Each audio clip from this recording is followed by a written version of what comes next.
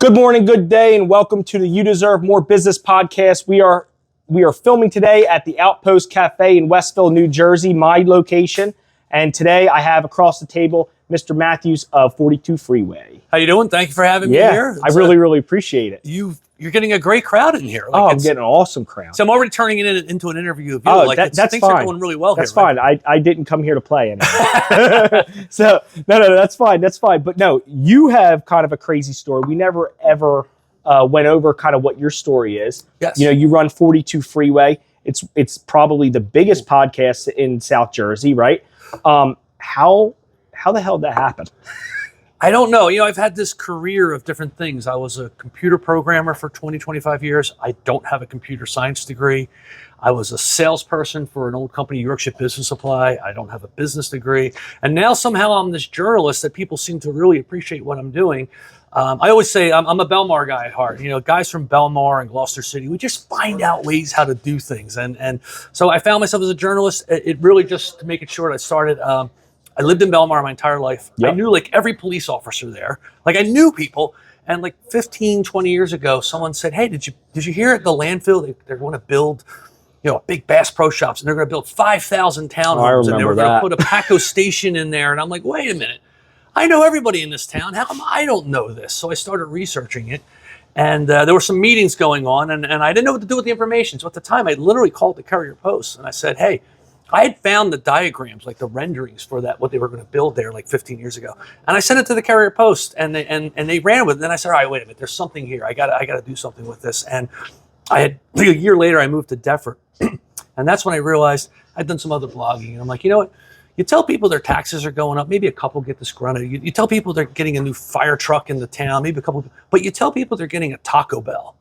Oh my God! Everybody gets excited. They jump up and down. They share 100%. Their friends. If it's a new brewery, the women on Facebook are tagging their girlfriends. Lori, Lisa, Michelle, Angela, we got to go to this place. So I thought, you know what?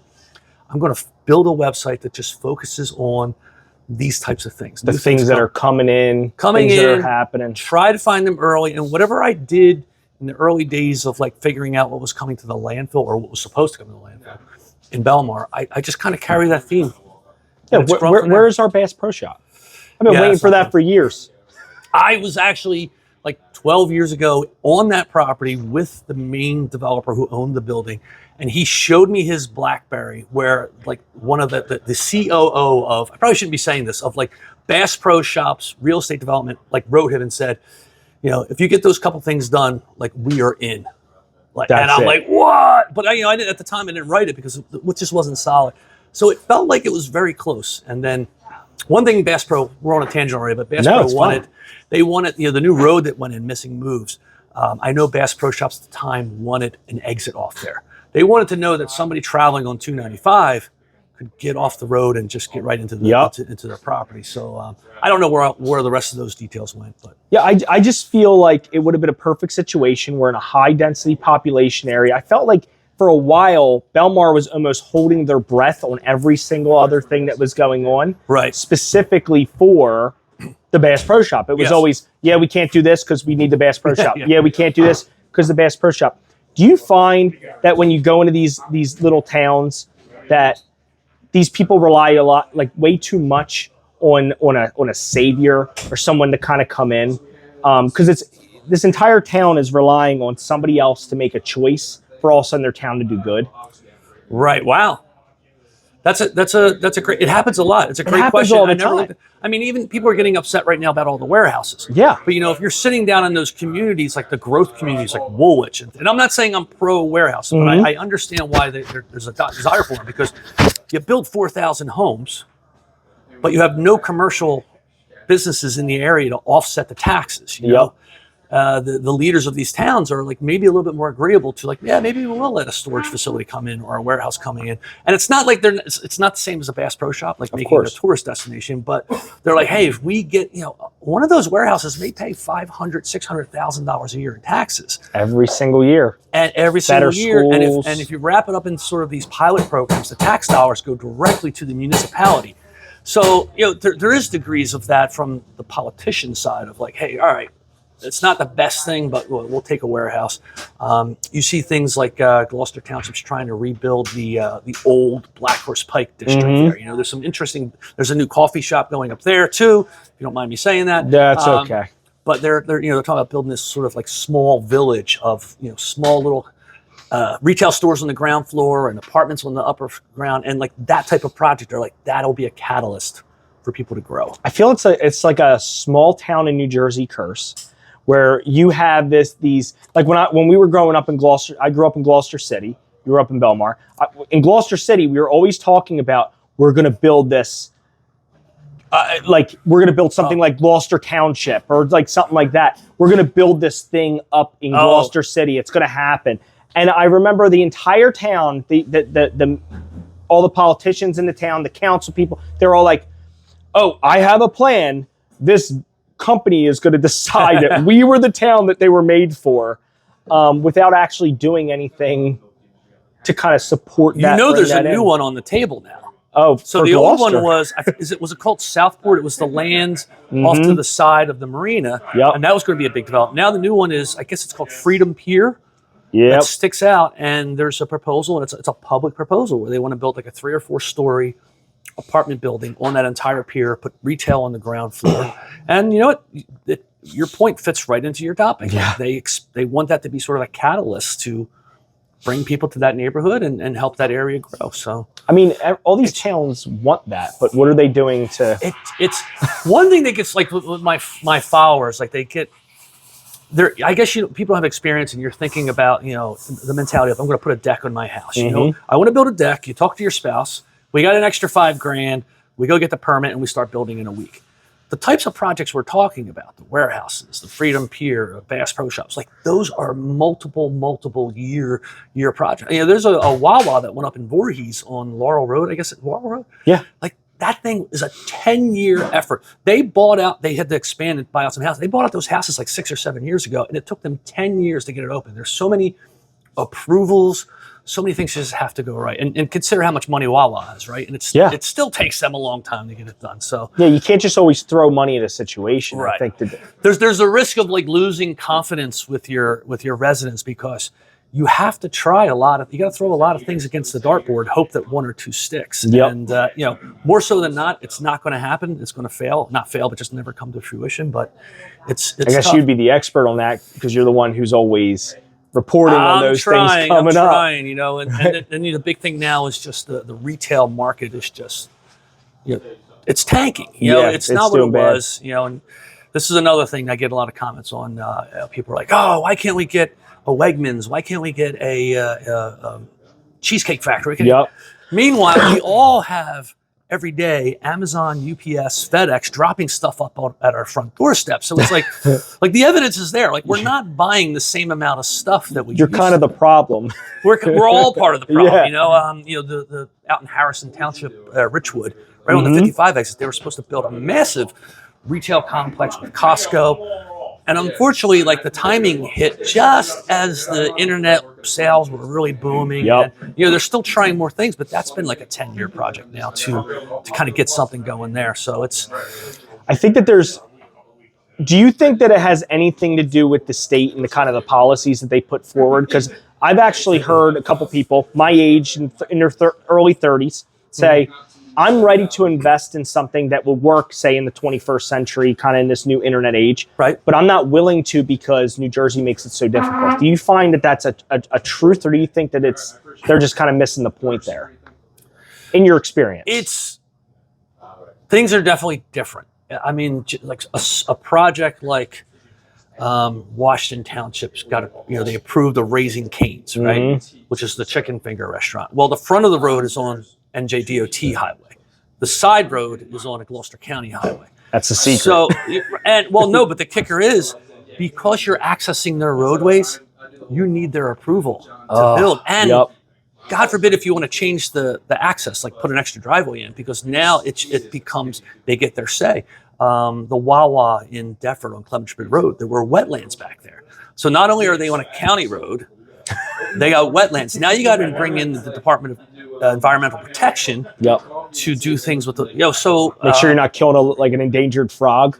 Right. Yeah. No, exactly. You know, people have told me there's an issue with like in Washington Township on the Blackhorse Pike. There's a property. Oh, there's some like little plant there that's protected. I haven't figured that one out, but right now, like Sprouts, which is this like healthy grocery. They have one in Love Marlton. Sprouts. Yeah, they opened a new one in Westmont. Washington Township, they approved one. And to my point earlier in the conversation, where it's like people don't understand. They think, hey, I want to build a deck. Let's just build it. I got approved for a Sprouts. Let's just build it. There's a lot of things going on there because they want to tap into the county traffic signal there. And like, just because you get the approval, it takes a long time. So sorry I'm rambling, but to your question, like, hey, does New Jersey make it difficult? I'm not saying they make it difficult. There's just so many planets that have to be in alignment for just an idea to actually fully get settled and before someone can build. Matt and I, the reason why we came here to this location and built a pop-up location within the brewery. For one, the law changed. You wrote a beautiful article about that. Yes. Awesome article. It helped me a lot. Definitely brought people in here. Made me have a packed house yesterday. But the other thing that I was saying is, one of the reasons why we came here instead of another town and we didn't take up on other opportunities is because of how agreeable the owners, Mark and Louetta, were, and how agreeable the town actually turned out to be. Right. In the past, him and I have tried partnering up on building a drive-through, which you have to go through the DOT and all that stuff. Yep. And it was like millions of dollars to get 3 locations up instead of just the property, you start it and you go. Just like you're saying, my business partner, Matt, is under the impression that if you go to, say, Tennessee, you don't have those issues. Oh, interesting. I see stuff on the internet, like people doing things with their houses and things, and I wonder, like, you can't do that in New Jersey. Like, you're just building some, like, backyard crazy shed thing. I don't know. Yeah, we do have a lot of extra regulations, I guess. It's hard for me to compare, knowing the other states. Of course. I know what we have here. It gets. Everyone wants to be in charge here. Everyone wants to have the final say on it. And you know what? And everybody has their own opinion. It's just a simple story going online about a new grocery store going in. Why? It's very hard to get a grocery store. Why wouldn't everybody be excited? Well, there's the people that say, why do you have to take the trees down when there's empty buildings? So there is an environmental aspect. There's people what about the traffic? Of course, they're questioning that. So. There's a variety of things. So what we just touched on, we touched on the Environmental Protection Agency, DP. We talked on about the roads.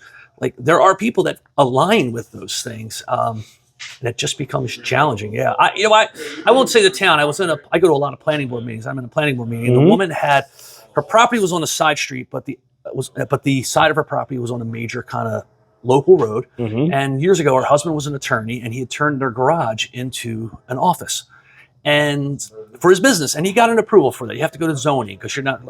So the husband's not doing that business anymore, and someone else wanted to rent it for like a little real estate office. When I'm in the planning boarding, the office is already there. It was already operating as an office. All he wanted to do was like 3 times a week have a place to sign because with real estate in New Jersey, you need an actual place of business. He had 3 experts with him. And the woman too, like there was like a traffic expert. There was, I don't know. I'm like, I can't believe they weren't even building anything. And all that kind, and that's a true story. And it's like, to me, like I try to be fair to everybody, but I'm like, why should it be so hard? Like how much money did they spend on 3 different experts to tell the story? Like absolutely insane. And actually, in the end, like there was, he's saying, "Look, I'm really not even going to be bringing customers here. It's not like when you're buying real estate now. You're not like no traffic. He had no traffic, so it's like at least the attorney had his clients coming in. But so it gets frustrating for me to see that. But I try to be quiet. I'm quiet. Yeah, of course, because you have to report in kind of a apolitical, no opinion. Here are just the facts kind of way, right? Especially, which is actually, to be honest, a very, very refreshing thing because every single thing I read has some kind of agenda. It does seem like you were kind of able to write an article and I had no idea what your political affiliation is, which is amazing. I appreciate that. You're a journalist and I have no idea who you voted for. First off, I get it that my age and being a male, just people expect me to have very, we all see those guys on the internet. There's just strong opinions and, every time there's something wrong, like, oh, somebody's getting paid off of that. Mostly, I don't want to say I don't care, but I just put my thoughts and efforts into other things that are important to me. You know, we all pick our things. You know, you got friends that will tell you every batting average of every Phillies player. You know, they just, you know, we all have our things. And I guess there is definitely a clear correlation between what I write about and politics. And people just expect me to have these strong political opinions, and I don't. You know, it was like the third time I mentioned Washington Township. I do a lot of coverage in Washington Township. I live very close. The readers are very supportive of me there. I had no idea that the entire council became Republican and the mayor was Democrat. Like, I don't even. It's just. It's not something that popped in your head. I don't even think about it. I think you have a good way of looking at the human and not really about like what their affiliation is. I do. It is tough though at times. Like today, I put up a post about this crazy pothole on Sycamore Road that took out my tire last night. And I'm like, all right, I want to let people know that they got to avoid this. I want the county to know they got to fix it. And I can't be everybody's activist. You know, at times my Facebook page, they give you this, like they show you how many people have seen it, like an article in the last 20. It ranges from 500,000 to 1 million people, and I'm like, I can't be an activist for 1 million people. Yep. But you know, so today I did this video, and I'm like, you know, somewhere somebody in the county is going to be mad that I did this, but I crossed over my line, is what I'm saying, because I'm like, I felt like it was something I needed to. Kind of hard not to, right? When you write as many articles as you do. It's true. You know, business owners love me, but then at the other time, I know there are times, you know, if you're going to spend millions on a project, and it's early in the stages, you know, honestly, you don't want people to know.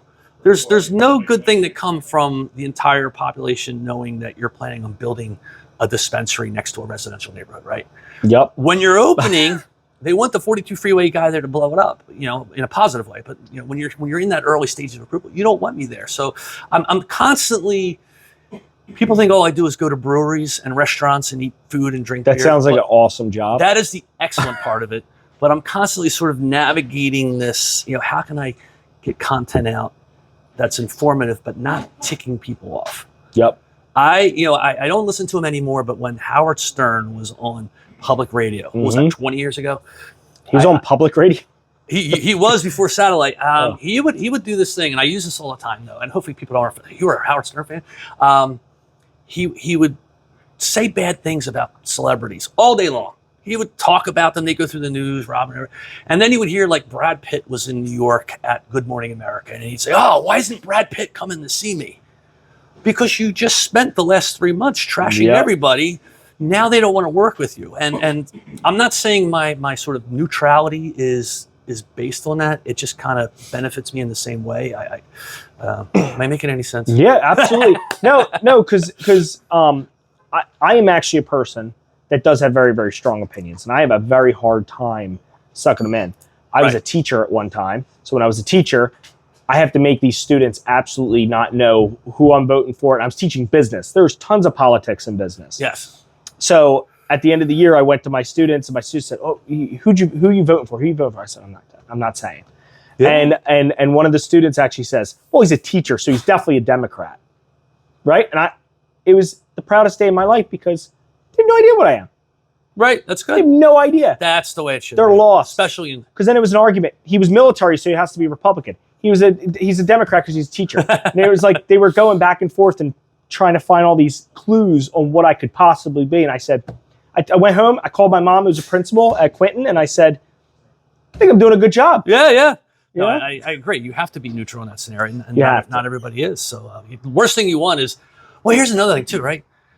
We all want to do good things in our day and our little jobs, but then at night we just want to come to the Westville Brewery and enjoy a delicious tea, coffee, or beer, and just enjoy life. And there's a lot of people though that just want to just kick up the dirt and stir things up. Like I don't want to be that guy. And if you would have started giving your political opinions to the young school students, and they go home and tell mom and dad, where does that get you?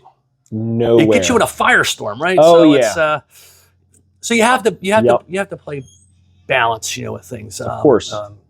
Now the other thing that this is maybe it was like a Bible quote or something, but someone said, if you're not with me, you're against me. And I had someone tell me this years ago, and they say, well, Mark, one of the things with being neutral is you're dealing with different opinions, different sides, and people aren't going to fully trust you if they don't feel that you're aligned with them. And it's a delicate balance. I'm 100%. dealing with a lot more politicians now, local politicians talking to me, reaching out to me. And honestly, I don't see party. I don't see anything. So Yeah, I think that that's a pretty admirable trait. I found coming into this town, I'll just yesterday the mayor was here. I had some council people here. This town, as soon as they found out I was here, because they did not know I was here. Oh. But as soon as they found out, probably I was heard here, it from me on 42 Freeway. Yeah, and then I went to the council meeting and I stood up there. They said, "Hey, any new business?" I stood up and I said, "Hey, I just want to introduce myself." And I introduced myself to the town with our producer Zach, and I just said, "We're here, we're ready." And they said, "We're open for business," and that was the greatest thing. That's why Matt and I want to invest. We don't care if they are Republican or Democrat or I don't know, worship a Teletubbies. We don't care. You know, just tell us that you're not going to get in our way. Yeah. I think that's what a lot of business people are looking for nowadays. That's true. And you know what's great about Westville? It is a smaller community, right? It's a smaller community, smaller feel. But it's so loyal. It's loyal, and they can be closer to things. Some of the other communities, you know, maybe a Westville gets jealous of the bigger communities in the area getting all the cool things. But you know what? What I see there is to support that massive mall and retail structure, or you know, the massive shopping center structure. There's a whole system of people in place. So we were talking earlier about, you know, Department of Environmental Protection, NJDOT. Well, it gets to the point where these towns have their own processes, and it becomes tougher for, hey, I just want to open up my bubble tea shop. Little mom and pop bubble tea shop, and it's like, here's the zoning permit, here's this, you got to do this, you got to see this, you got to, you know what, here's a crazy thing, and I would never write this, but I know 3 different businesses in South Jersey where it's partially their own fault. We're very close to opening. They found out from the fire marshal that they needed sprinkler systems, and actually there's a business. Seems normal. There's a business not too far from here that. Like a month before opening, got hit with a $60,000-$70,000 bill because the building was very large. They were using a portion of it for retail, and they had to put sprinkler systems through the whole system. And in the corner of the room, there is a pipe like 10, 12 inches thick that is just the supply line. And I'm getting in this because you're like, hey, you want to start a business? What are the things to think about? You don't think about that. And what a lot of towns aren't doing is, like, I always feel like there should be like a checklist. Hey, welcome to Westville. 100%. Here's our checklist of 15 things to consider. Let's kind of work with them. I think it's easier when you're a smaller town, I guess is my point with Westville. Oh, you're a smaller town to navigate. But you know, some of these bigger places, there's just a process to it. And you know, I've been talking to you guys for 2 months. You never told me about the fire sprinkler system, that type of thing, you know? Yeah. I definitely think that, so, you know, the town, what I'm noticing with a lot of these small towns too is, I think that the people who are at the front desk are not educated to the level that they should be. I don't think it's on them. I just think that there definitely needs to be a process where when I went into the downtown of any town in South Jersey, I say, like you said, a checklist. Hey, I'm looking to start a business. I want to do an investment in this town. Whatever the investment is, maybe I don't know, maybe I want to open a cookie shop. Right? What do I need? And they should run you through and maybe find you grants, maybe find you, you know, why can't there be somebody in a town that says, send them to me? Yes. I'll take care of them. I'm the concierge of business. Economic consultant. Some towns are doing that, but then the flip side is, then you get the other people saying, oh, that's just they're giving that person a contract because they're friends or something. But I think from what I've seen, look, I've probably written 1,200 articles, and not all of them like a brand new. Sometimes because I'll go back. Of course, times, but I've probably covered 400, 500, 600 businesses, and I've seen so many stories. You know, and I'll go into someone and they're like, "Hey, we're going to open in a month," and I'm like, "No, you're not."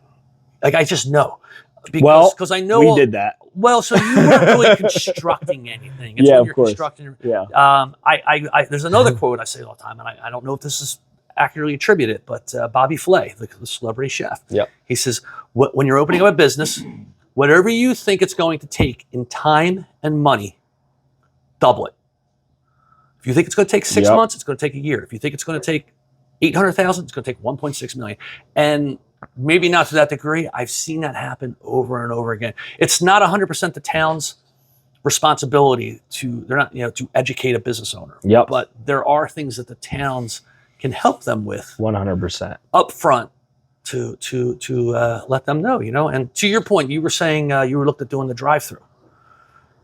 Lucky for you, you found out early on that was going to be a big hassle and expense. But there are situations in, not necessarily the roads, but where people get deep into the process. They're like, oh, what do you mean I need a sprinkler system? Our problem was actually the road. It was that the road gave out on a state road. Yes. And because we were putting in a drive-through, we had to go through the state DOT, and it was like this whole big thing. Right. It was an old bank, and we just said, not a chance. I think the total cost was on the high end, like $1.8 million to convert. Man, I'm really going to get myself in trouble here. No, so unofficially, people always beat up the Black Horse Pike section of Washington Township. There's multiple factors there. They're going to start a redesign, a $70 million project to rebuild that roadway, including fixing the traffic lights. What's the traffic? Oh, great. You can go there on a Tuesday at 3 when everybody you think is working, and it'll still take you 20 minutes to drive the mile through there. But where I'm going with this is another aspect is because it is a state roadway. If you're going to build a new, Chipotle, it's definitely cheaper to build that on Egg Harbor Road, where it's a county road, than it is to build it on the Black Horse Pike, where it's a state road. And there's both, and it's not even just the cost. The state is very busy right now, and I understand that everybody's having staffing issues. So you submit that application. Hey, this is what we want to do, and it can take some time before you get an answer back. Where the county's able to, and the towns are able to turn it around. Yep. So nobody answers their phone. They all want you to. Everyone in the state wants you to send an email, and it'll say 4 to 6 weeks to reply. And all I asked them was, do you want lamb chops for dinner or steak? It's just some basic thing. Yes. And they're like, 4 to 6 weeks, we'll get back to you. You say that, and I agree with you, but this is funny. So I also have, people don't know, maybe they don't know this, so we're a mile away from the Brooklawn Circles, which flood all the time, and I've been covering that. So almost as a joke, I created this Facebook group, Are the Brooklawn Circles Flooded? Because I noticed in several of the town groups, like people would ask that all the time. You're getting ready to go to work. There's now 9,000 people in that group. My in-laws are in it. What's that? My in-laws are in it. And there's 2 rules. You can ask if the circle's flooded, or you can tell people if the circle's flooded. Yep. And why I bring this up now, why did I bring this up? Oh, so they have a camera, a webcam. So this was like in January, the flooding was really bad, and they have a web camera, but it was pointing up Route 130, so you couldn't see the flooding. And I'm like, well, that's crazy. They should be at the flooding. I literally went online. I found NJDOT Operations Center. I called the number, and the guy who answered the phone, I tell him my story. And he's like, as I'm telling him, he says, okay, refresh the webpage. And I look, and the camera was pointing. He just moved it? He just moved it. I like in one phone call, did I waste my chance at winning the power? Like the universe says you get one big win in life, and I wasted it on the webcam at the Brooklawn Circle. And nobody will ever know that you're the hero that made it, so everyone can see the Brooklawn Circle. But yeah, so like by the time we hung up the phone call, he had already re-angled it. So I'm like, wait a minute, how did that happen? This is NJDOT with like 10,000 employees. And he's saying it so casually, like, all right, refresh your page. He literally did. He's all right, refresh the page now. But they do move it around and it alternates. But anyway. Yeah, I mean, I grew up in Gloucester, and my wife grew up in Brooklawn. So the only topic in our household was whether or not the Brooklawn Circle was flooded. Yes. It is such a huge thing. It is crazy. They only let Brooklawn residents go over the railroad tracks there. Well, they're being a little bit more open about it now. Like they'll close it unless it's flooded. And think about that. They have people that have to watch that. The NJDOT staff comes and like shuts underneath the bridge when it floods. They shut it down. Like we're just churning tax dollars there. But they are doing some things over there too. I actually filmed a bunch of video. They're going to put a video online about all the good things they've done there. So you do a lot of these chains that are coming in. So I was looking. You do the small guys too, but you do a lot of these chains. Do you think that having all these chains, I know I'm kind of hitting all these different topics that I've been thinking about all week, but all these chains coming in, do you think that they're beneficial to a state like New Jersey? Do you think that we have to rely more on the smaller guys? That's a good question. It's a mix. I was recently in Florida. A family member bought a house down there. And so, normally when you go to Florida, you go to Disney, you go to Universal, you're back to your hotel. And because they live there, Is there anything else in Florida? Well, no, I'm just kidding. Why I'm bringing this up right now, I was absolutely amazed the number of national chains. Like I got to the point, I said, guys, do you have like a little downtown district where, there's the little bakery and the little cafe? Because it was just And the liquor law license, that's a whole nother topic. Liquor law licenses down there are different. So you can pretty much get a license. I'll take a Buc-ee's up here. So that's true. They put a billboard up in North Jersey. Did you see that? Yeah. They're like teasing. So to your question, it's like, I think you need a balance with the national chains in New Jersey. And there's a blend. There's the national chains that are just 100% corporate owned. Raising Cane's, for example, is corporate owned. Then there are the chains like Crumble Cookies. Yeah. This is actually an interesting topic too, because Crumble Cookies, they are locally owned. I've met 2 or 3 of the local owners, Kernersville, and they're locally owned. But people, whenever I write about the Crave cookies or Crumble Cookies, like, it's a war zone in my comments, because everybody no, because they want me to only promote the local guy, the local bakery. But I can't do that. I can't pick and choose. It's with any of these stories. Again, same thing as the politics. You have to be even. I have to be neutral. When I write about a warehouse, I don't say this is ridiculous to build a warehouse next to this community. I just say, here's the information. When I write about Crumble, I just say, hey, here's Crumble. Here's why people love them.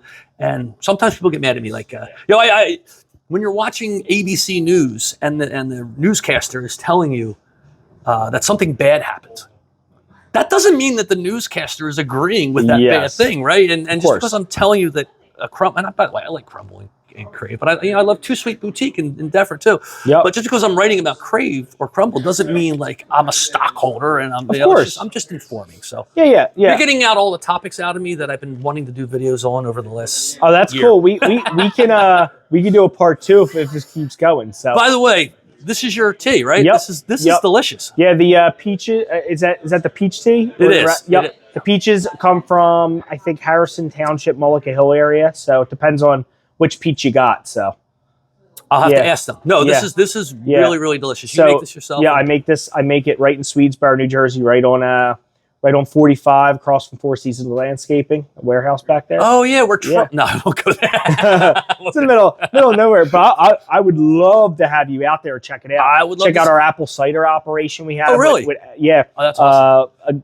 I share the building with a company called MC Farms. Yes. And he manufactures the apple cider for Hill Creek Farms and all those places. Oh, okay, great. Yeah. He repacks all the fruit in the area. So when you go to Walmart and see, oranges in a net, that's him.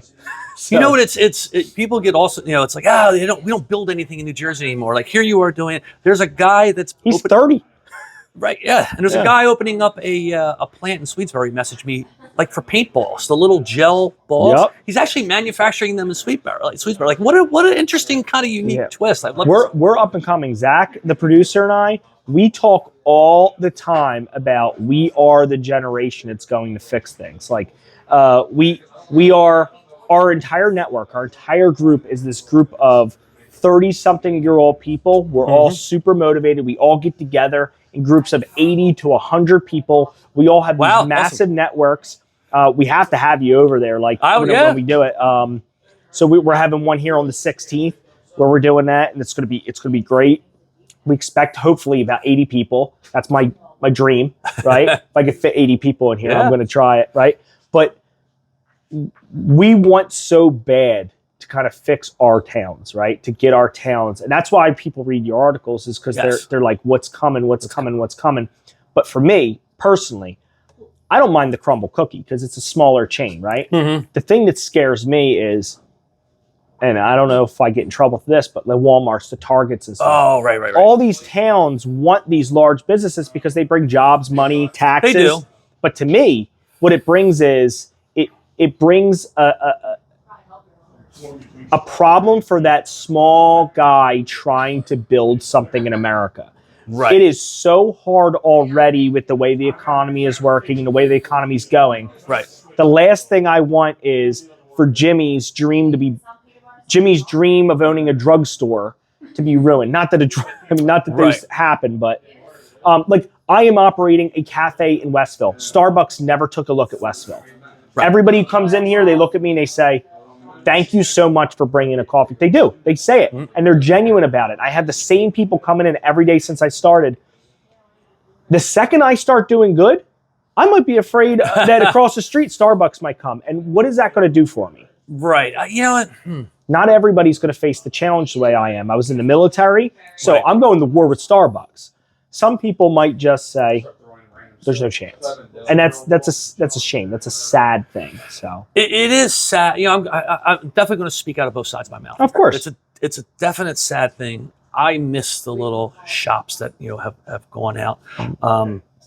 But then on the other hand, I do lean towards a free market type thing. And of course, as long as everybody has the same playing field, and people will say, oh, don't go to this cookie place. Not that don't.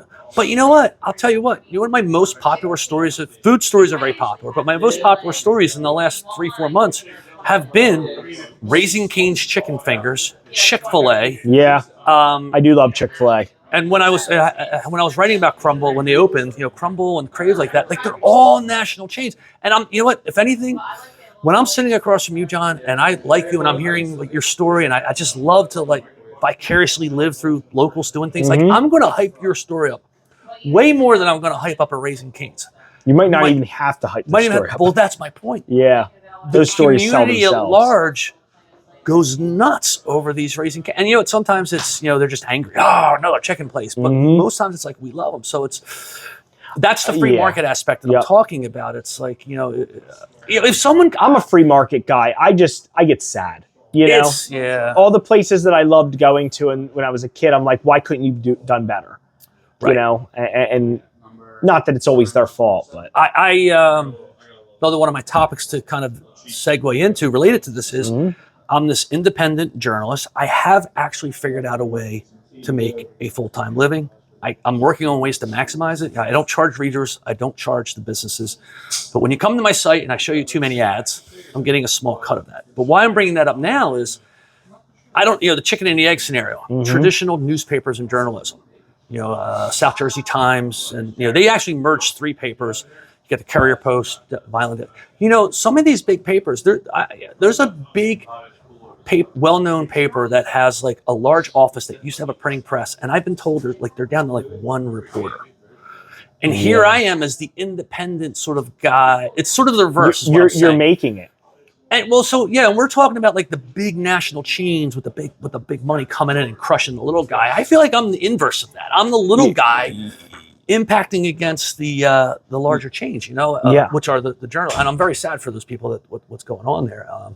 But it's that lean. So that's the one advantage that I always say. We're leaner, right? Yes. We can move a little bit faster. Like, I'm a big reader. I read a book a week, right? And I'm not just saying this. Like, I literally read.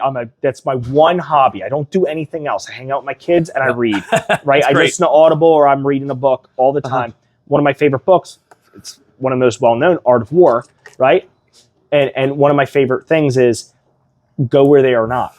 Right? Yes. So go where they are not. So Starbucks could not survive in Westville as it sits. Yeah. Because, people would come to it. It would survive, but it wouldn't thrive like it does in, say, Deffert, where you have the, little bit different. Yeah. Little bit different situation, right? Maybe on that side of Westville, right?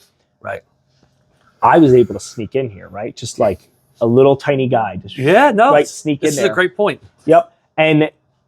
But even sneaking in, I had to unite with Matt, my business partner, Matt, in order to make any of this stuff happen. Sure. Because even a small location like this is real money. I mean, This is real money. We were fortunate that a lot of things were already here and things were in place. Right. But it still adds up. Staffing. Yeah. Hiring. Staffing. Yep. Finding the right staff, too. I mean, luckily, Matt already had a good amount of baristas on staff ready to go. Yeah. But So the nimbleness is a really excellent point because I think that's been my advantage. Like if you're in a more traditional newspaper, you have an editor. I don't know. Are they pitching ideas? Hey, what do you think about this? We'll have a meeting on it tomorrow. And then you have a meeting and then they're like, okay, go out there tomorrow and we'll send a separate photographer. Yep. And they can't take their own photos. And then they come back and then the article's got to get written and then someone else has to review it. I wonder if it's like a 4 or 5 day process at times. Meanwhile, I've been to 17 places in South Jersey. I had a day a couple months ago where I didn't even plan it this way. It's probably not the most efficient, but I was in Atlantic City for the water park. Then the next day I found myself up in Burlington City because of the Raising Cane's. And then the next day I found out that Richmond's Ice Cream had something going on down in Pennsville. Yeah, Pennsville. And I was down there and I'm like, in the matter of Kyle's Grove. Yes, it is technically. It's one of those. It's around the corner from my parents. So the reason why I know. But in a matter of like 2 days, I was all over South Jersey. Is it the most efficient use of my time? No, but if a traditional newspaper or media outlet wanted to cover that, even with a staff of 3 or 4 reporters, I don't know if they could do that. I get up in the morning. They're getting their news from you now. Look, I see. Like I had an argument when I first started this, where I'm like, "Hey guys, I put up these 3 stories. I literally know I'm the only one that figured these out. I called the leasing company, and then 2 days later, you got the same damn story. But at least mention me. Like give me a little shout out." So what is the expansion plan then? Like what is next? So you said that you don't really always have the I guess the most efficient use of your time because you are a one-man band. Is there ever a point, like what happens when you get, God forbid, you get sick or you can't go out and get that story, right? Look at me. I am like a prime physical specimen here. I don't get sick. Is there a plan? Is there a plan of expand, or what happens? I mean, eventually you want to retire, or do you want to retire? No, or well, I'm only 29. So that's retirement's a long way off. Yeah. So so there's a 2072. I've been thinking about how to grow this bigger. I have a scalability problem. I mean, sometimes people don't believe this, but I literally am sourcing my own articles, researching them at home. I drive to 90% of them. I take all the photos. I put the drone up. I edit them. One thing I realized I was doing is my articles were getting way too long. Nobody wants to read a long article, but that was crushing the amount. Very short attention spans. Yes, and they're still probably too long. Like you guys gave us all those processed meats. 500 or 600 words. Some of my articles were like 1,800 words. It's like nobody.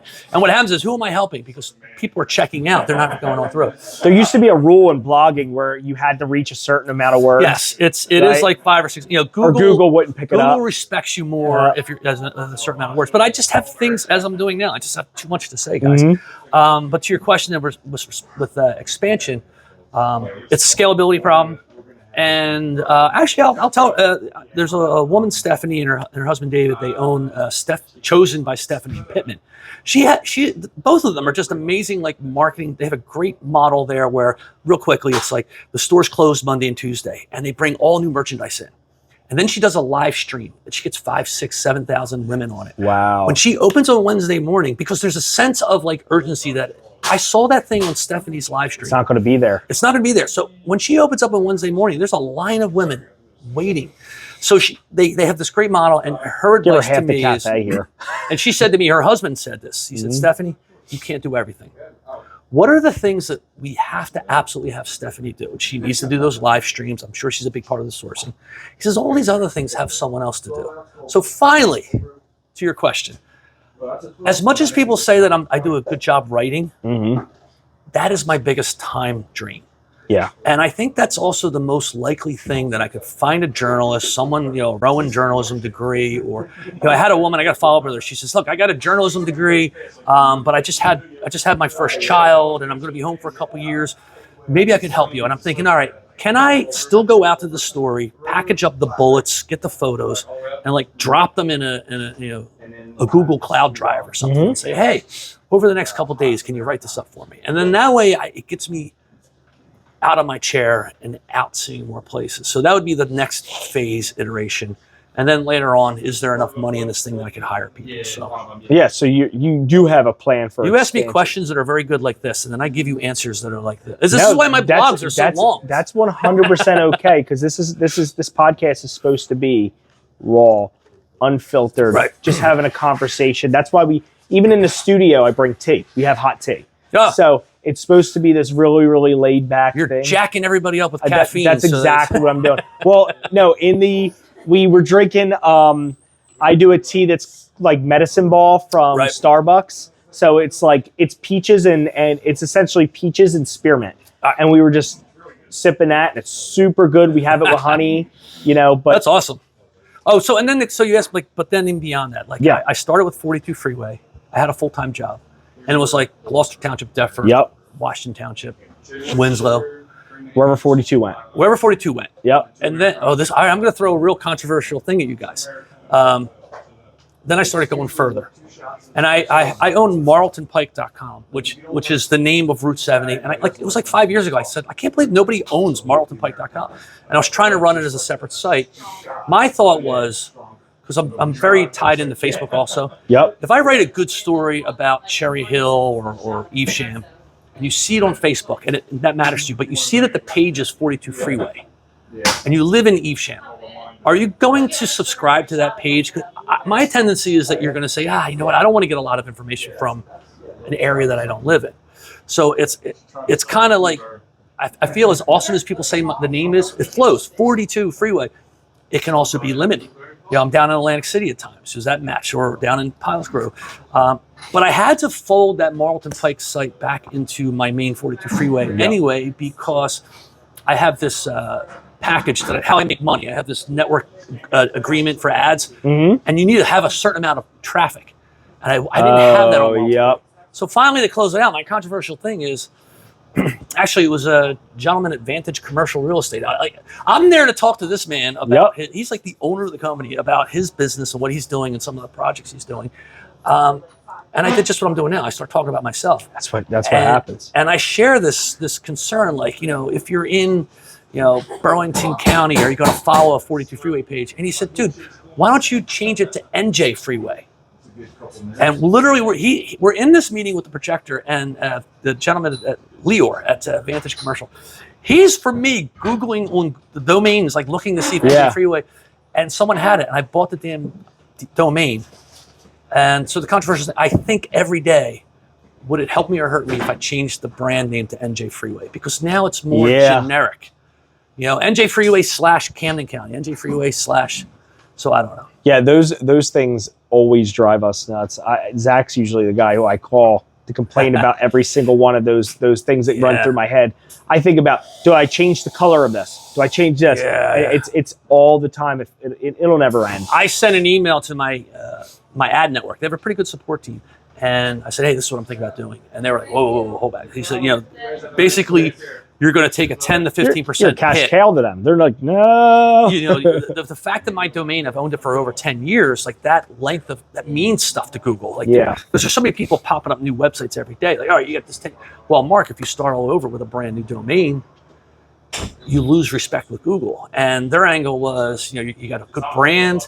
People know 42 Freeway. It flows. Yeah. I'm the 42 Freeway guy. That just sounds good. Oh, if I change it to NJ Freeway, it's But, so I always think of Panera Bread. They sell more than bread, right? I don't think 42 has to be confined to even New Jersey. I really don't, because 42 Freeway is an idea. It's local, right? Fair. Yeah, like that's always my thought process. Like my main business is charity and coffee, right? Yeah. I also plan on having a cafe that sells food, right? So it might say on top, maybe it's the Outpost Cafe, right? Right. Outpost Cafe might sell sandwiches. Says nothing about it, but people understand that it all comes. Whatever brand you start with, a lot of times that'll actually give you a little bit more of a I don't know, like a nostalgia thing. Like people will say, wow, he really stuck to his roots, you know? Yeah, and you know what? That's the primary feedback I've gotten from people. Like it's the gateway into South Jersey, that type of stuff. You know, look at Microsoft. Microsoft software. They started as a software company, but now they're making Xbox game consoles, and you know, I have a Microsoft laptop. You know, so I get that point, but yeah, I haven't done a thing. Yeah, of course. I don't. But I spent $1,000 on this domain name, guys. Like $1,000. $1,000. Well, originally I was going to buy Liberty, and the guy wanted 10 grand for it. Wow. Yeah, 10 grand, and he would sell me he had the business registered in Delaware, and I register my businesses in Delaware and all that because it's a lot easier for me. And he owned the domain name, and he even owned, like, he was even trying trademarked it. Yeah, he wanted me to sell me the logo and everything, and I said, why do I need your logo? And he's like, it's a pack. Like, he's one of these guys that buys up all this stuff, makes basically a company, and you just buy the company all apart, you know, and I'm getting rid of them. I own probably 120 different domain names. And some of them are... That's my problem right well, now. for 42 Freeway, right? I own 42freeway.com.org.net. I don't want anybody sneaking underneath me. I own South Jersey Retail. I own LandisAvenue.com, which is violent. I own WhiteHorsePike.com, which is the White Horse Pike. I own marltonpike.com. I own joke sites. I own my first website was onthebandwagon.com, which we were going to be like, we thought we were going to be the next Crossing Broad before Crossing Broad became the big thing it was. I got a great logo. But then I also have jokes like someone will have a conversation. There'll be a joke going on, and like for $10 I'll go register. But then you got to keep paying that every year. And I'm like, oh wait a minute, I'm spending $1,000 a year on a blogger salary now. And we chased everybody out. Yeah, that's okay. We should also mention, you guys are seeing, if you're seeing my shirt here. Oh yeah, we're in the Westville Brewery. Yeah, and it's not St. Patrick's Day yet, but Gloucester City. Well, this will be on after it, but maybe I'll do a live. Gloucester City's having their big Irish festival today, St. Patrick's Day festival. I was the only non-Irish guy from Gloucester City, I think. Oh, really? Yeah, I think. Zach. Oh, yeah, and then Zach Italian over there. Yeah, it's in his name. But everyone thought that was a joke, by the way. It's going to be everyone 65. I tell. Oh, was it? No, it's real. Is that your real name? This is his real name. Oh, that's awesome. Yeah. My real name is Mark 42Freeway. So. Oh yeah. But the Rossi family are sewing these shirts, and they had it on the rack here. And I'm like, I'm going to this this festival today. It's going to be 65. It's going to be crazy. But I didn't have a good t-shirt. I literally took the shirt off the rack. I said, Mark, this is your last one. I think I'm grabbing it. So I'll put it on for the. Probably by the time this gets online, we'll be very close to St. Patrick's Day, and this will be a timely design. So. Yeah, we plan on having a big launch party. You'll definitely be invited. Oh, excellent. Yeah, so we're going to have a launch party. We're probably going to have some local food in there, and we plan on making a big deal about this. Wait till you guys get the bullet list of the edits I'm going to need for the things I thought about I said that I shouldn't have said. No. Raw and unedited. You said it. It's already up. No. No, but. So far, it's just...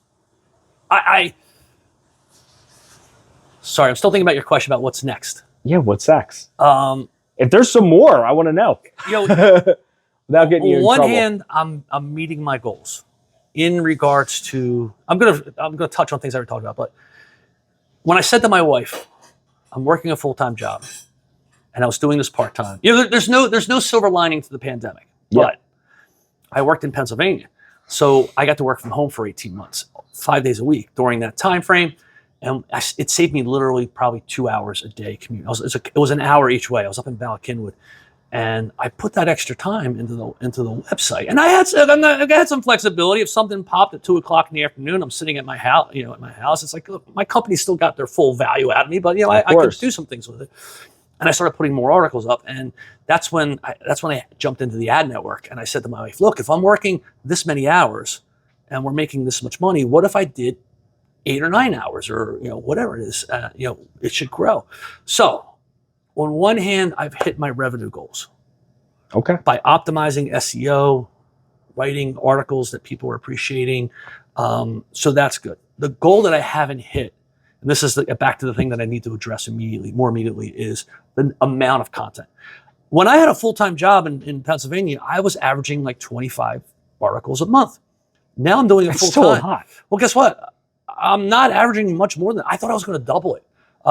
So recently, in the last 2 weeks, I said, all right, my articles are just way too long. It's taking me 4 or 5 hours to write up one article. So I started making them shorter. Mm-hmm. There are some, I wrote about the Brooklyn circles. It's a little bit more intricate. It's going to be a little longer. But if I'm writing about, a new Dollar General, I can get that done in an hour. So, so that's the next goal. And what's nice about that is if I can increase my content, the revenue follows, right? Don't worry about the money. Mm-hmm. Just do the good thing that you think is gonna work. When you hear these people with successful stories, it's like they had no idea. You watch Shark Tank; these people weren't really thinking about being multimillionaires. Nope. Like, hey, I was worried about. I just met a woman who runs a sort of a daycare thing, and this lifesaver thing that, like, if a child is choking, she created this device that and my mind was just. Saving the kids, and it's just doing that. My mind was just problem. Am I correlating 42 Freeway into saving children? But no, I just wanted to let the community know what's going on as the journalism world's dying.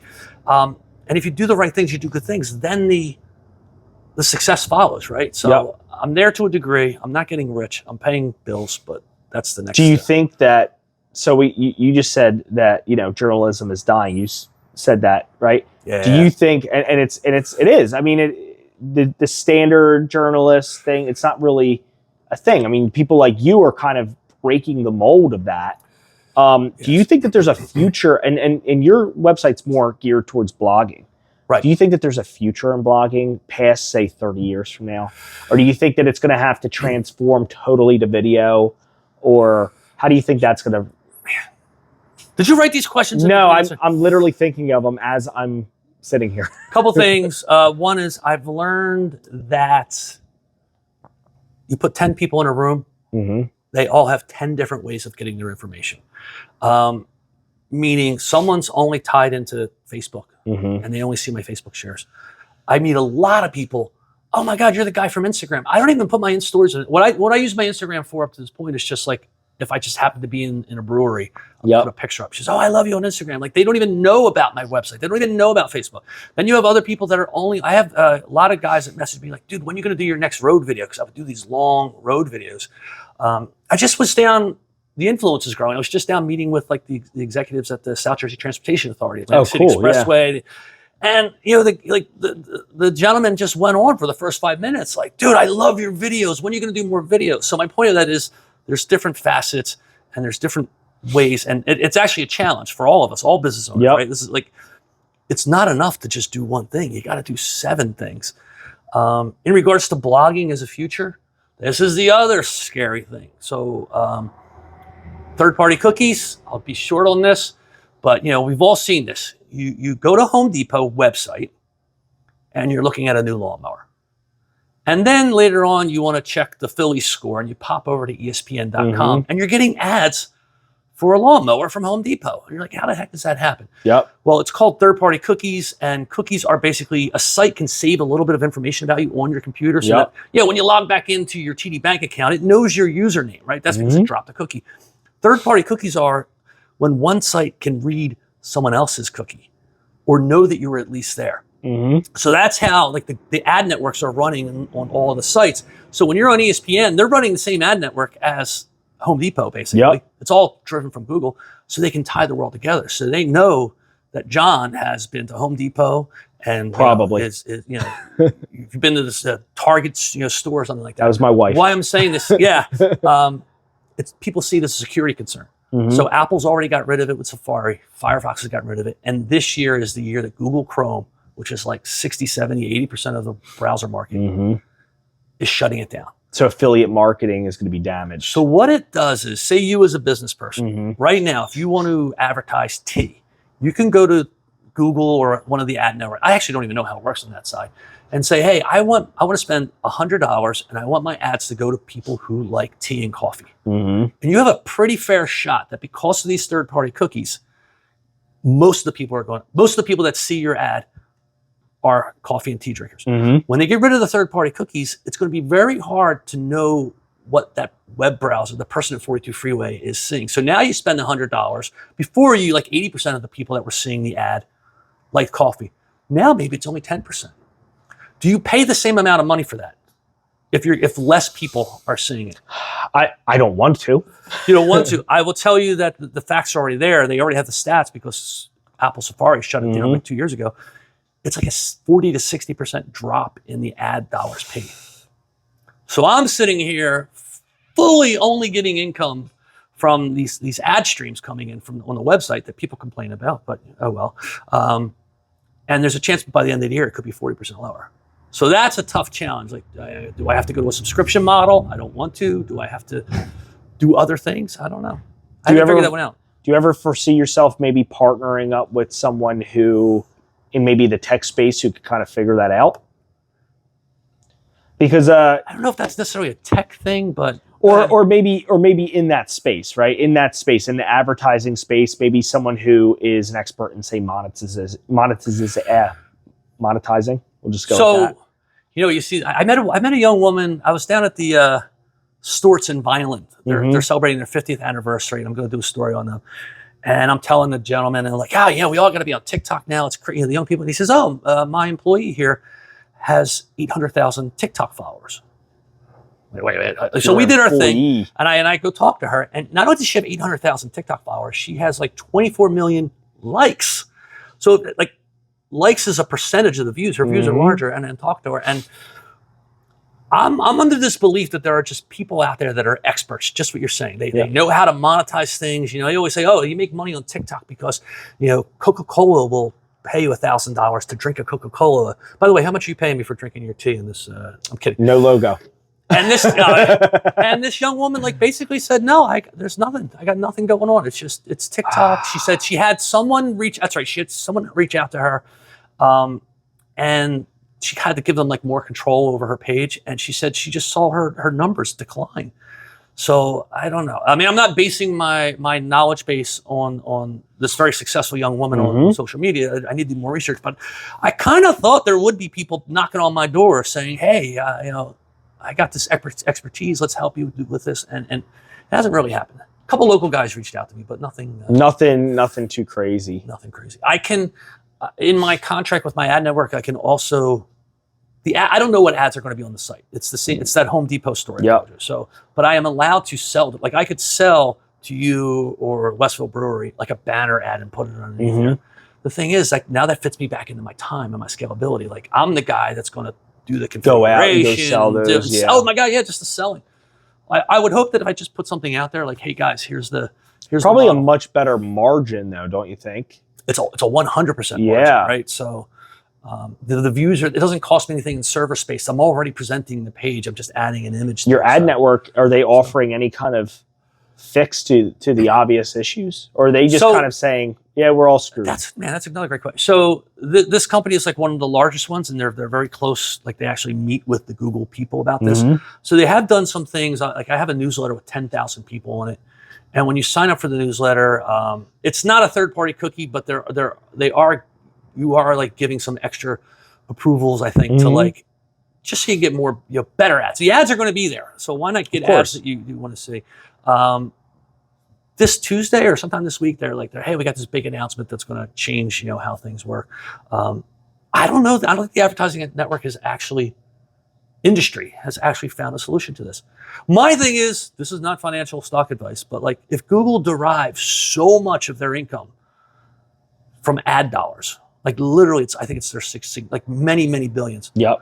Well, I was sitting back waiting for them. I'm just like, oh, they're going to have to solve this solution. It's like they're going to have to solve this problem. They're putting themselves out of business on Chrome. Yeah, you just can't sit back and drop this cookie and literally see your ad revenue decline significantly. So, yeah, I don't know the answer to that one. I'm like, hey, in my back pocket, do I have to go to a subscription model? Or some people are doing Patreon. It's like, hey, we'll give you this stuff for free, but I got the special content on the side. But maybe it'll make a more enjoyable experience, less ads and things like that. You stick the banner ads and Patreon, but that might actually be something that you go to a different network to handle. So I sent an email to my network last week. Like, I think I could configure it that based on certain logged in users. Oh, when you put the ads in the site, it's just like a little script that you put in the page, and it's on every single page. Yep. I said, what if I could configure this that on certain logged in users, that script is not in there, so they don't get the ads. And that would open me up to like, hey, look guys, my content's free. If you want to read it free, you're going to get the ads. What a risk though. for you folks that like complain about having too many ads, well, here you go, $10 a month, create an account. I'll put you in this role and you'll get no ads at all. A premium. See, that's what most people are doing is the premium versus free model, right? Yes. But I'm saying free, they call it freemium. It's the same exact content. I'm not doing something different. I'm just saying, hey, you take the ad. And back channel.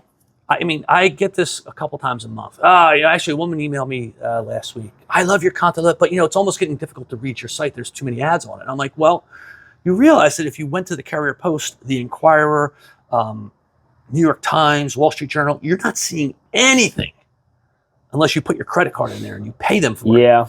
So, and here's the kicker.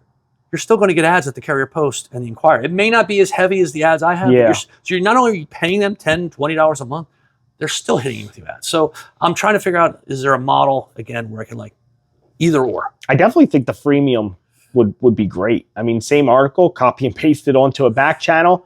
You could subscribe for zero ads or do it and $10 a month. It might be the way to go. Maybe you don't want 500,000 unpaid followers. Maybe you want 100,000 paid ones. Becomes a totally different world.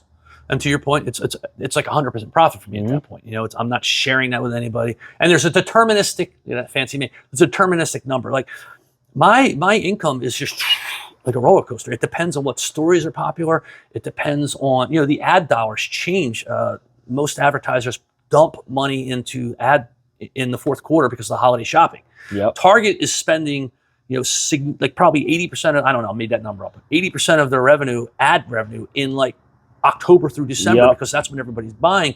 Then comes January, it just tanks. And I mentioned that because, well, in a subscription model, if you have 1,000 subscribers paying $10 a month, it's consistent. So it's very guys, consistent. don't worry. This is like this. But you heard the story about what's happening with Google and the third-party cookies. It really makes it a real thing. And I'm like, I have to remind people at times, like most people are like, dude, I don't know how you do it. They're so complimentary. I've never had something in my life where people, just random strangers, men and women, just like, dude, I love what you're doing. Thank you. But then at the same time, there's other people that like, they don't get how much work this is. And it's like, I have to remind them, like, guys, I didn't get rich on Bitcoin. Yeah, they just see a surface. Yeah. They don't understand that there's a human behind it. We talk all the time. That has to make an income at this. Zach got married on Friday. Oh, like, dude, literally, congratulations. Right? And he said to me, he's like, look, you're going to learn a human side of everyone. There was a business owner, it seemed. Mm-hmm. Everyone owned something. They're like, yeah, I started this company. Yeah, I started this company. Big company. Yeah. And I'm like, man, Zach, of course. But Zach was very, very clear. He's like, but I want you guys to learn like the human side of each other. And it was hard at first. Right. There was a guy right across my table and he kept looking at me. He was like, we were talking about kids and he would say, so how many of this are you shipping out? Do you have a distributor? Which we were talking about how as business owners, it's so hard for us to kind of get out of that zone and understand. So it's like it's the same thing. They just don't understand the human side.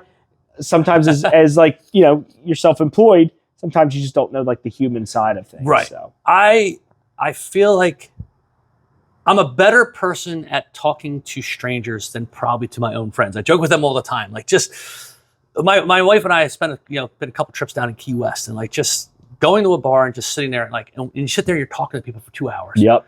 And, that's just natural to me. And I think, in my computer career, I was writing software. I had like 9 guys reporting to me. They all had master's degrees in computer science and I did not. But somehow I was successful. And, it's kind of like that movie Office Space, if anybody knows it. I love that movie.